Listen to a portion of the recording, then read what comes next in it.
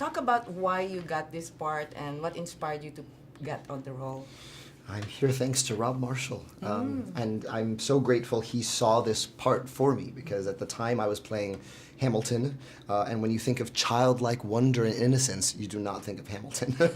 And so the fact that he saw me for this role of Jack, who I think is someone who's very in touch with his inner child and really remembers what it's like to have the imagination of a child, I give him infinite credit for seeing it in me, and I jumped at the chance to work with him and Emily Blunt. And how is it doing an iconic role?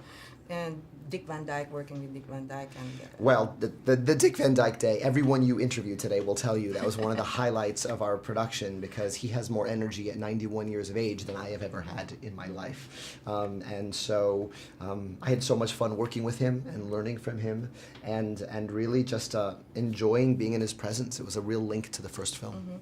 And talk about your transformation, being in that costume and working with the kids. You know.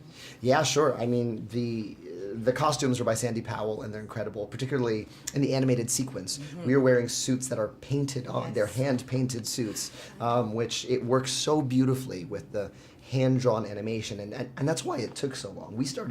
We finished filming this movie a year and a half ago, but they've been drawing those penguins, and they've been drawing those animals by hand in the old-school Disney style for a year and a half. And working with the children? Yeah, I mean, fantastic. This is a movie about innocence and wonder and regaining that sense of what it feels like to be a child, and we had 3 of the best reminders on set every day in those kids. Is this your first time to work with Rob? Yes. So talk about that experience. Sure. My first time admiring Rob was being at the midnight screening of Chicago, being the first in line to see it and thinking that's the best adaptation of a stage musical I've ever seen in my life.